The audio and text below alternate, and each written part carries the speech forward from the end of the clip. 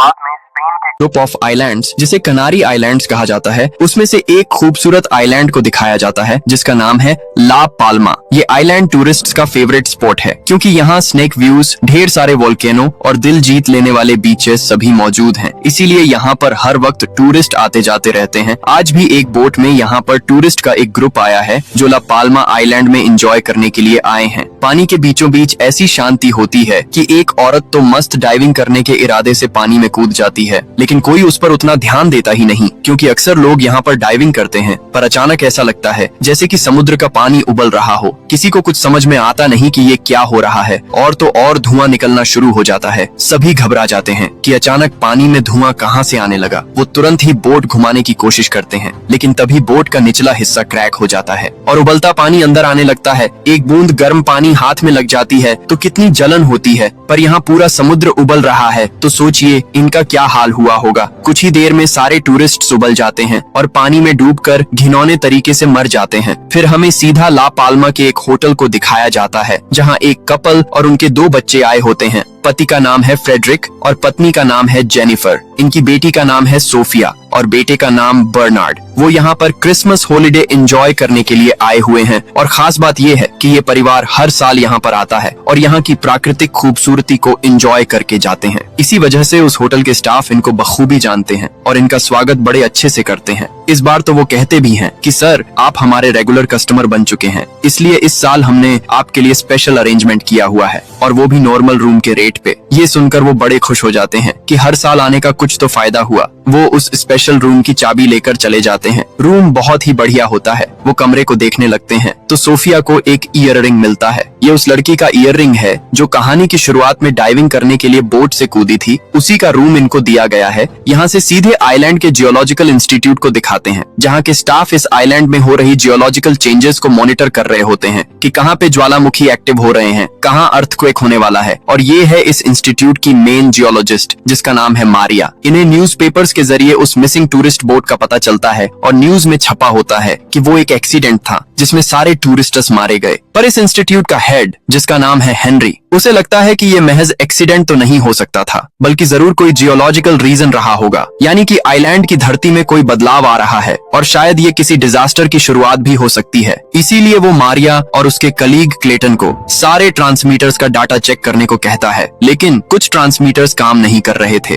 जिसकी वजह से डाटा रिकॉर्ड ही नहीं हो पाया। मारिया और क्लेटन उन ट्रांसमीटर्स को चेक करने के लिए पहाड़ के ऊपर जाते हैं। वहाँ पर एक गुफा होती है जिसके बाहर इनका एक ट्रांसमीटर होता है, वो ठीक से डाटा रिकॉर्ड कर रहा होता है। तो ये लोग गुफा के अंदर वाले ट्रांसमीटर को चेक करना चाहते हैं, पर गुफा की दीवारों से पानी टपकता है जिसको देखकर ये लोग हैरान हो जाते हैं क्योंकि यहाँ पानी आने का कोई चांस ही नहीं था और अंदर जाने पर ढेर सारे चमगादड़ मरे पड़े होते हैं। इन्हें शक होने लगता है कि पक्का प्रकृति में जरूर कोई बदलाव आ रहा है। वहाँ टपकते हुए पानी का वो सैंपल ले लेते हैं। उनके पास एक डिवाइस होता है जिससे वो वहाँ की हवा को चेक करते हैं तो पता चलता है कि हवा में कार्बन डाइऑक्साइड और सल्फर गैस भारी मात्रा में मौजूद है। मतलब यहाँ पर कोई नेचुरल डिजास्टर होने वाला है। ज्वालामुखी के फटने से सुनामी के भी चांसेस हैं। वो आगे जाकर देखते हैं तो वहाँ पर एक बहुत बड़ा दरार बना हुआ है जिसके अंदर फंसकर इनका ट्रांसमीटर टूट गया है। इतनी बड़ी दरार पड़ने की क्या वजह हो सकती है, यही सोचते सोचते वो बाहर आ जाते हैं और ऑफिस जाकर अपने चीफ हेनरी को सारी बातें बताते हैं। मारिया कहती है कि मुझे तो सुनामी के आसार नजर आ रहे हैं, हमें आइलैंड के लोगों को वार्न कर देना चाहिए। पर हेनरी कहता है कि बिना ठोस प्रूफ और डाटा के हम यूं ही लोगों को यहाँ से नहीं भेज सकते, सभी हमें पागल कहेंगे और अगर कल कोई डिजास्टर नहीं हुआ तो थोड़ा और डेटा कलेक्ट करो जिससे ये साफ पता चले कि कोई डिजास्टर होने भी वाला है या फिर नहीं। और तब क्लेटन मारिया को बताता है कि 3 साल पहले कुछ इसी तरह के लक्षण नजर आए थे और तब हमने बिना किसी ठोस डाटा के लोगों को वार्न किया और सभी को आइलैंड से दूर भेज दिया, लेकिन बाद में ऐसा कोई डिजास्टर हुआ ही नहीं। इसीलिए हेनरी डर रहा है कि कहीं इस बार भी हमारा मजाक ना बन जाए, क्योंकि अगर इस बार भी हमारी वार्निंग्स गलत निकली तो लोगों का तो हम पर से भरोसा ही उठ जाएगा। इसलिए हमें प्रॉपर रिसर्च करके ठीक ठीक समझना होगा कि आखिर यहाँ पर क्या होने जा रहा है। मारिया को भी ये बात ठीक लगती है और वो घर आ जाती है और अपने सिस्टम पर ये चेक करती है कि अगर बाय चांस सुनामी आ भी गया तो किस तरह का नुकसान होगा और किस हद तक होगा। तब उसका छोटा भाई आता है जिसका नाम ब्रेड है और ये एक ड्राइवर है। वो बताता है कि आज डाइविंग के दौरान मैंने हजारों की तादाद में कछुओं को दूसरी जगह माइग्रेट करते देखा था, लेकिन लेकिन इससे पहले ऐसा कभी नहीं हुआ था। यहाँ से फ्रेडरिक और जेनिफर के परिवार को दिखाते हैं जो होटल के रेस्टोरेंट में बैठे लंच कर रहे होते हैं। इनका बेटा बर्नार्ड एक न्यूरो डाइवर्जेंट लड़का है,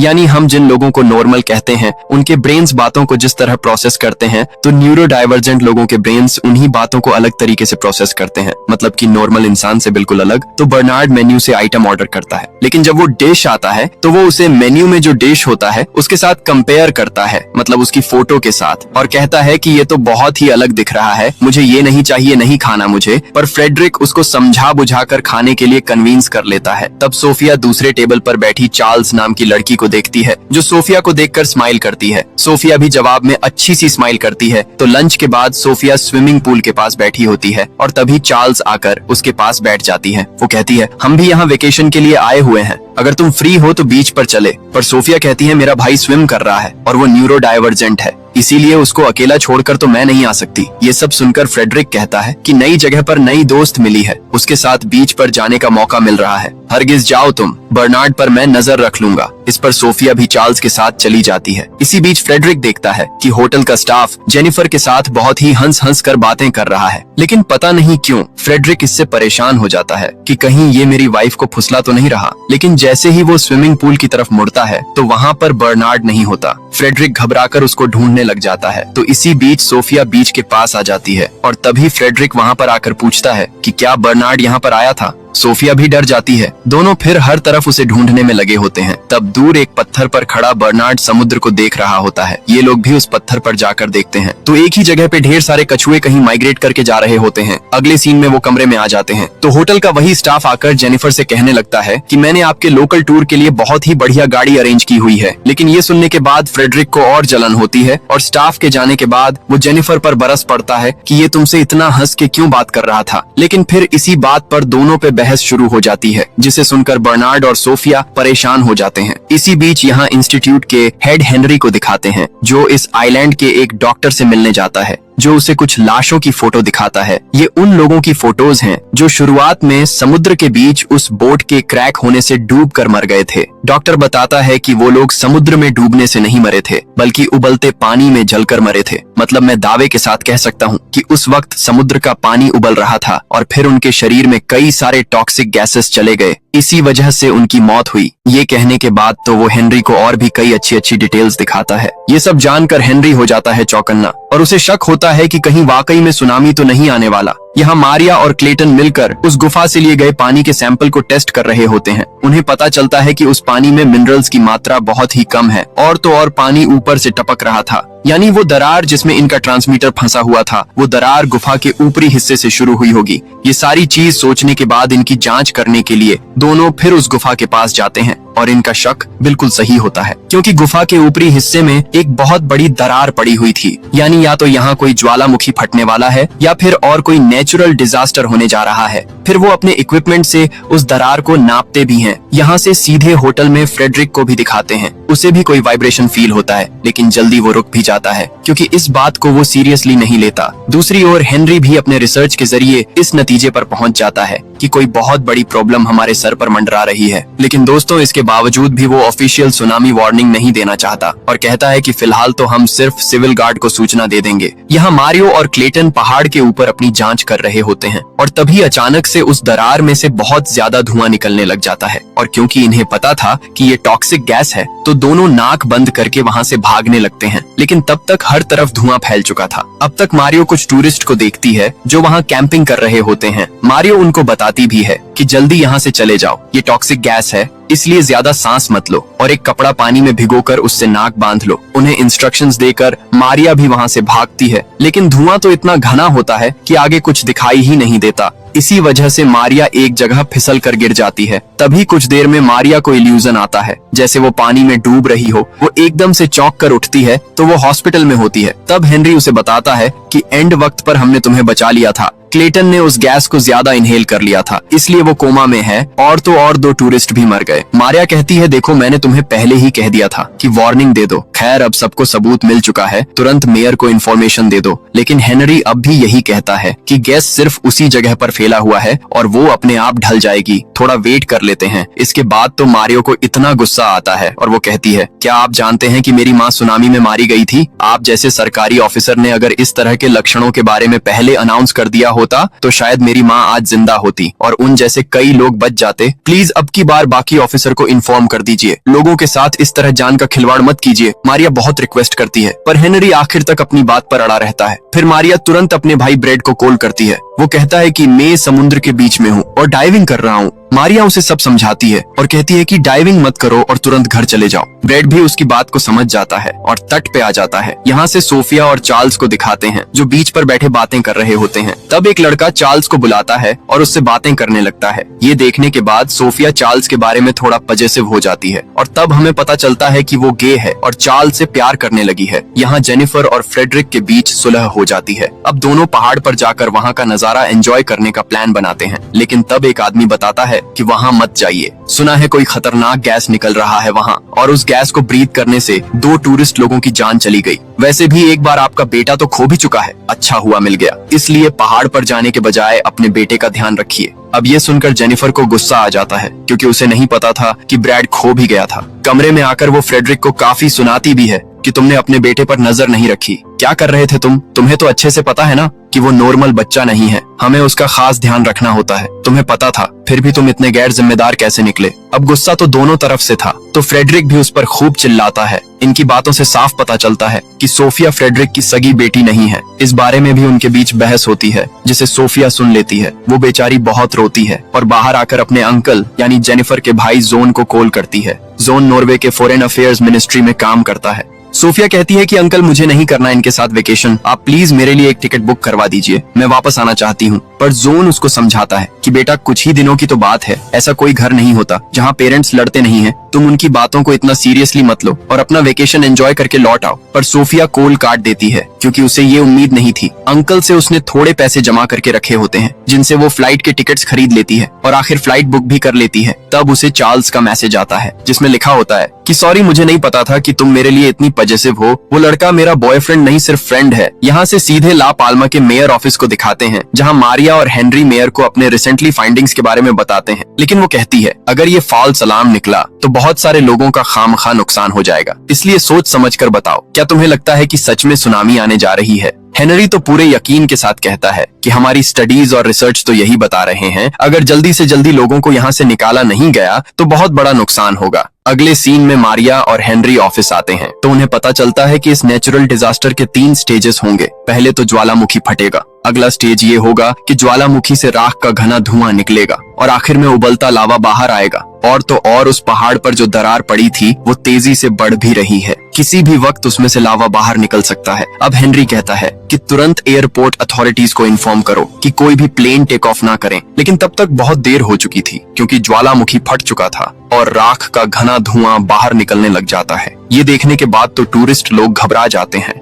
फ्रेडरिक भी टेंशन में होता है, पर इससे पहले कि एयरपोर्ट को इन्फॉर्मेशन मिल थी वो फ्लाइट टेक ऑफ कर जाती है जिसमें सोफिया जा रही थी। लेकिन फ्लाइट ज्वालामुखी की राख में फंस जाती है और इंजन में आग लग जाती है जिस वजह से प्लेन हो जाता है क्रैश। फ्रेडरिक की आंखों के सामने वो फ्लाइट जलकर नीचे की ओर जाने लगती है। तब इन्हें जोन का कॉल आता है जो बताता है कि सोफिया वापस आना चाहती थी और मुझे टिकट बुक करने को कह रही थी, पर मैंने इनकार कर दिया, इसलिए तुम लोग प्लीज उसका ख्याल रखना। और तब जाकर ये दोनों नोटिस करते हैं कि सोफिया यहाँ है ही नहीं। वो घबराकर उसे इधर उधर ढूंढने लगते हैं। इन्हें एहसास हो जाता है कि शायद सोफिया उस फ्लाइट में गई होगी। इसी बीच दिखाते हैं कि फ्लाइट क्रैश हो चुका है और घायल पैसेंजर्स को हॉस्पिटल में एडमिट किया जाता है। फ्रेडरिक और जेनिफर हॉस्पिटल जाते हैं। वहाँ सोफिया को ना पाकर जेनिफर तो हंगामा खड़ा कर देती है कि मेरी बेटी कहाँ पर है, पर फ्रेडरिक उसको शांत करके बाहर लेकर जाता है। यहाँ से सीधे मारिया और हेनरी को दिखाते हैं। मेयर के साथ मिलकर वो कुछ हायर ऑफिशियल के साथ मीटिंग करते हैं। वो इन्हें इवैक्यूएशन की परमिशन दे देते हैं। तो हेनरी अपने स्टाफ से कहता है कि तुम सब अपने अपने परिवारों के साथ सेफली यहाँ से निकल जाओ, मैं यहीं रहूंगा। क्योंकि मुझे और भी रिसर्च करना है। मारिया समझ जाती है कि हेनरी तो नहीं आने वाला और वो इंस्टीट्यूट से निकल जाती है। घर आकर वो ब्रेड को कॉल करती है, लेकिन वो कॉल नहीं उठाता। यहाँ फ्रेडरिक और जेनिफर उस फ्लाइट के पैसेंजर्स लिस्ट को चेक करती है, लेकिन सोफिया का नाम लिस्ट में होता ही नहीं। तब जाकर इनको राहत मिलती है, मतलब सोफिया उस फ्लाइट में गई ही नहीं थी। दोनों टेंशन में घर आते हैं तो सोफिया वहाँ बैठी होती है। उसको देखकर दोनों उसे गले लगा लेते हैं। बहुत इमोशनल होते हैं दोनों और कहते हैं कि बेटा, आइंदा तुम्हारा दिल कभी नहीं दुखाएंगे हम, पर प्लीज कभी इस कदर हमें छोड़कर मत जाना। उस रात सोफिया स्विमिंग पूल के पास बैठी होती है और तब चार्ल्स वहाँ पर आती है। सोफिया कहती है कि तुम्हारे मैसेज की वजह से ही मैं जिंदा हूँ। अगर तुमने वो मैसेज नहीं किया होता तो शायद मैं अभी फ्लाइट में चली जाती और जिंदा नहीं बचती। चार्ल्स भी इमोशनल हो जाती है और यहाँ पर दोनों किस कर लेते हैं। यहाँ मारिया को पता चलता है कि उसका भाई ब्रैड एक बार में है और वो वहाँ पर चली जाती है। वहाँ पुलिस एक लड़के को पकड़कर लेकर जा रही होती है और मारिया को लगता है कि वो उसका भाई है। पुलिस उसे रोकती भी है, लेकिन वो पुलिस से भिड़ जाती है, पर आखिर में पता चलता है कि वो ब्रैड नहीं कोई और है। अब पुलिस से पंगा लेने की वजह से मारिया को भी पकड़कर वो लेके चले जाते हैं, लेकिन तब मारिया ब्रैड को देख लेती है और कहती है कि एक काम करो, जल्द से जल्द इस आइलैंड को छोड़कर चले जाओ, यहाँ बहुत बड़ा खतरा होने वाला है। तो अगली सुबह ब्रैड मारिया को देखने चल जाता है, जहाँ मारिया को एक सेल में बंद किया गया है। वो कहता है कि सॉरी, मैं तुम्हें कॉल नहीं कर पाया और ना ही तुम्हारा कॉल उठा पाया। मेरी वजह से तुम्हें ये नौबत देखनी पड़ गई, पर तुम फिक्र मत करो, तुम्हें जल्द से जल्द यहाँ से छुड़ा दूंगा और फिर हम दोनों आइलैंड से निकल जाएंगे। यहाँ नॉर्वे में जोन को दिखाते हैं, जहाँ फॉरेन अफेयर्स मिनिस्ट्री की एक मीटिंग बुलाई जाती है, जिसमें ये फैसला किया जाता है कि नॉर्वे से जो टूरिस्ट ला पाल्मा गए हैं उन्हें तुरंत वापस बुलाना होगा, वरना एक बहुत बड़े डिजास्टर में वो फंस जाएंगे। जोन ये बातें जेनिफर को भी इन्फॉर्म कर देता है कि जल्द से जल्द उस आइलैंड से निकल जाओ। दरअसल इस बीच सोफिया और चार्ल्स इंटीमेट हुए थे। सोफिया ने फैसला कर लिया था कि अब उसे अपने पेरेंट्स से ये बात छुपानी नहीं चाहिए, तो वो अपनी माँ को बता देती है कि मैं गे हूँ और मुझे लड़के पसंद नहीं हैं। जेनिफर समझ जाती है और उसे सपोर्ट ही करती है। सोफिया बहुत ही खुश होती है और मजे से स्विम कर रही होती है, तो जेनिफर भी पुल के पास बैठी होती है। तभी जोन उसे कॉल करके तुरंत ला पाल्मा छोड़ने को कहता है। वो भी घबराकर टेंशन में सारी चीजें पैक करने में लग जाती है। सोफिया चार्ल्स को भी बताने जाती है, लेकिन वो वहाँ पर होती नहीं और इस तरह सोफिया उसे इन्फॉर्म नहीं कर पाती। यहाँ ये लोग अपना सामान लेकर बाहर आ जाते हैं, लेकिन वहाँ कोई गाड़ी मिलती ही नहीं, पर इन्हें अब कैसे भी करके इस आइलैंड से निकलने के लिए बोट तक पहुँचना होगा। तो वो एक गाड़ी चुरा लेते हैं। गाड़ी का ऑनर वहाँ पर आता है और फ्रेडरिक को मारने लगता है कि मेरी गाड़ी चुराने की हिम्मत कैसे हुई तुम्हारी। फ्रेडरिक अपने परिवार को बोट पर चढ़ने को कहता है और वो भी चढ़ जाते हैं, पर वो ऑनर फ्रेडरिक को जाने नहीं देता। फ्रेडरिक उसे कुछ पैसे पकड़ाकर कहता है कि प्लीज मुझे माफ कर दो, जाने दो मुझे। तो वो भी पैसे लेकर फ्रेडरिक को छोड़ देता है। वो बोट की ओर भागा चला जाता है अपने परिवार की तरफ, लेकिन तब तक बोट निकल चुकी थी। अब पता नहीं अगला बोट कब आएगा और फ्रेडरिक यहाँ फंस चुका है। जेनिफर तो बोट को रुकवाने की बहुत कोशिश करती है, लेकिन बात बनती नहीं। मारिया भी चार्ल्स को कॉल करके बताती है कि हमें इन्फॉर्मेशन मिली है कि यहाँ सुनामी का खतरा है, तुम भी जल्दी से जल्दी इस आइलैंड को छोड़कर चले जाओ। लेकिन यहाँ पर प्रॉब्लम ये होती है कि मोबाइल सिग्नल बहुत ही कमजोर होता है और बीच में ही कट जाते हैं सिग्नल। यहाँ से सीधे जियोलॉजिकल इंस्टीट्यूट में बैठा हेनरी अपने सिस्टम्स पर सिचुएशन को मॉनिटर कर रहा होता है, लेकिन अचानक उसके सिस्टम पर नो सिग्नल का साइन आता है,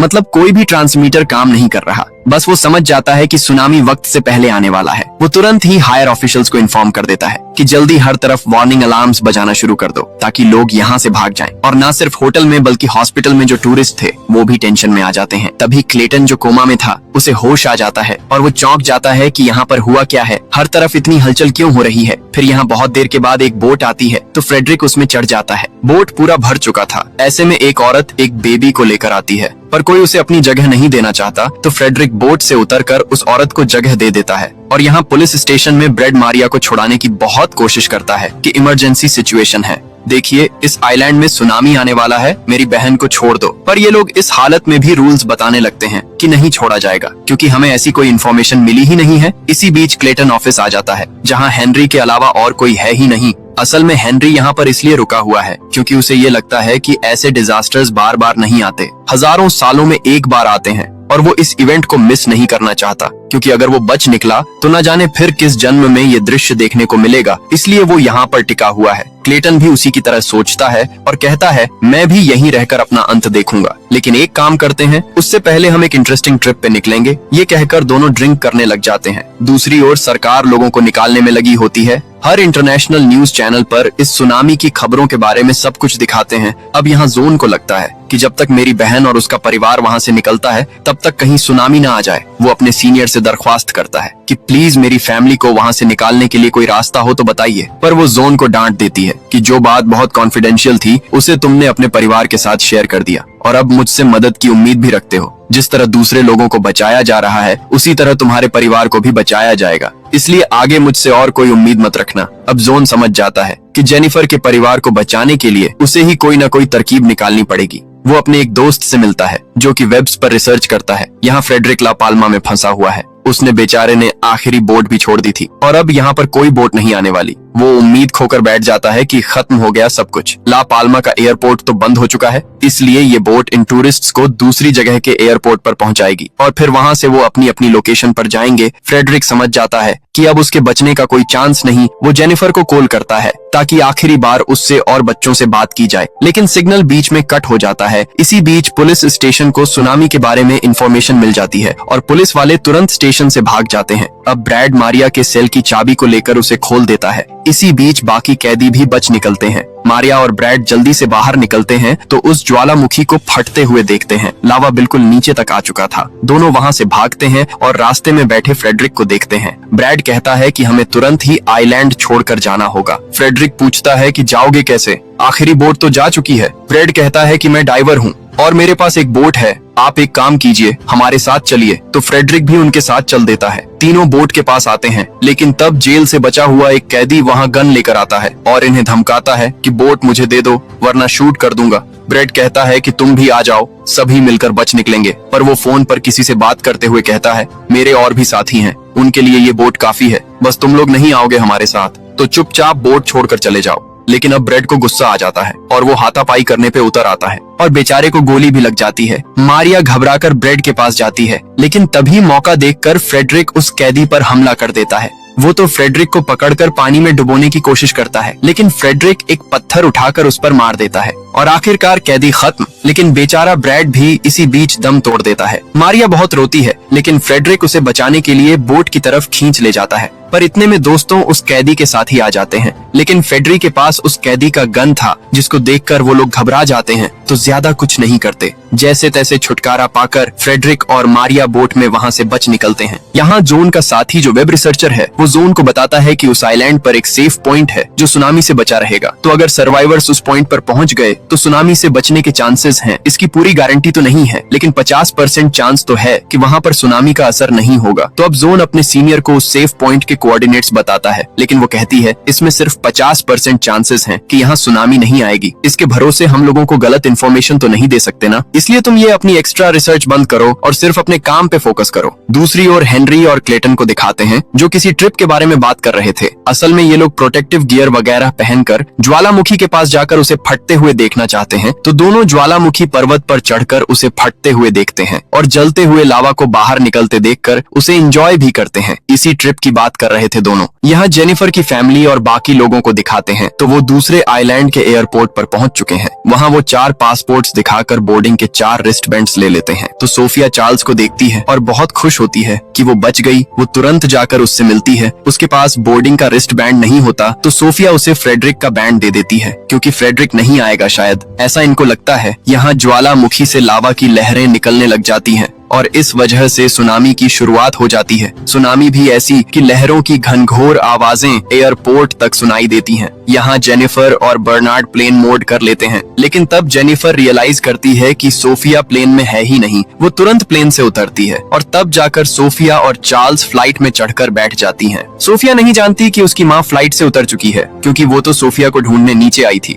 यहाँ से फ्रेडरिक और मारिया को दिखाते हैं जो बोट में जा रहे होते हैं, लेकिन सुनामी को आते देखकर वो समझ जाते हैं कि अब बचने का कोई रास्ता है ही नहीं। दूसरी ओर जोन किसी भी तरह ला पाल्मा के लोगों को उस सेफ पॉइंट के बारे में बताना चाहता है, क्योंकि वो ज्यादा से ज्यादा लोगों की जान बचाना चाहता है। और उसी वक्त उसकी सीनियर एक प्रेस मीटिंग में बात कर रही होती है। तभी जोन बीच में घुसकर उस सेफ पॉइंट के लोकेशन कोऑर्डिनेट्स को दिखाकर कहता है कि अगर ला पाल्मा आइलैंड पर कोई फंसा हुआ है तो प्लीज इस लोकेशन पर चले जाइए, ये सेफ जगह है। ये खबर अब हर जगह मीडिया में फैल जाती है। हर किसी के मोबाइल पर ये कोऑर्डिनेट्स फॉरवर्ड्स किए जाते हैं। जेनिफर के फोन पर भी वो मैसेज आता है, लेकिन इतने में सिग्नल कट हो जाता है। और तो और जेनिफर को समझ नहीं आता कि वो क्या कोऑर्डिनेट्स हैं और मैप में उसको कैसे देखना होता है। पर बर्नार्ड को इन बातों में बहुत ही इंटरेस्ट है। तो वो उस लोकेशन कोऑर्डिनेट्स को देखकर मैप में एक जगह को मार्क करता है कि यही वो सेफ पॉइंट है। दोनों उसी लोकेशन की ओर भागते हैं तो मारिया को भी वो मैसेज मिलता है, तो वो भी फ्रेडरिक के साथ उसी ओर जाने लगती है और इनकी बोट के पीछे बहुत बड़ी और ऊंची लहर उड़ती उड़ती और तेजी से आ रही है। वो बड़ी लहर इन्हें अपनी चपेट में लेने वाली होती है, लेकिन दूसरी तरफ से एक और लहर उस लहर से टकरा जाती है, जिसकी वजह से ये बच जाते हैं और उसकी गति धीमी हो जाती है। अब सुनामी की लहरें ला पालमा आइलैंड को अपनी चपेट में लेने लग जाती हैं। एयरपोर्ट भी नहीं बचता। इन्हीं में से एक फ्लाइट में सोफिया और चार्ल्स बैठी थी। यहाँ जेनिफर और बर्नार्ड दूसरे कुछ पैसेंजर्स के साथ एक गाड़ी में एयरपोर्ट से निकल चुके थे और वो एक ऊंचे पहाड़ पर पहुंच जाते हैं जहाँ वो सेफ पॉइंट है। वो गाड़ी नीचे छोड़कर ऊपर की ओर भागते हैं और लगता है यहीं पर दूसरे सर्वाइवर्स भी हैं। फ्रेडरिक भी वहाँ पर होता है। वो जेनिफर और बर्नार्ड को जैसे ही देखता है उसके खुशी का कोई ठिकाना नहीं होता, पर तीनों रोने भी लगते हैं क्योंकि ना जाने सोफिया के साथ क्या हुआ होगा। यहाँ फ्लाइट के अंदर सोफिया को दिखाते हैं जो जिंदा है। उस फ्लाइट के कुछ पैसेंजर्स अब अभी भी जिंदा थे। वो चार्ल्स को देखती है जो सांस नहीं ले रही होती है, लेकिन सोफिया उसे सीपीआर देती है और फिर वो सांस लेना शुरू कर देती है। उसे होश आ जाता है और इस तरह ये लवर्स जिंदा बच गई थी। दोनों बाहर निकलती हैं तो देखती हैं उस जगह का विनाश हो चुका है। यहाँ से सीधे टीवी न्यूज को दिखाते हैं जिसमें बताते हैं कि सुनामी में लगभग 1000 लोग मारे गए होंगे और भारी नुकसान हो गया है। और यहाँ प्रेस मीटिंग में घुसकर बोलने की वजह से जोन को नौकरी से निकाल दिया जाता है, लेकिन उसे अपनी नौकरी से ज्यादा अपनी फैमिली की चिंता होती है और वो टेंशन में होता है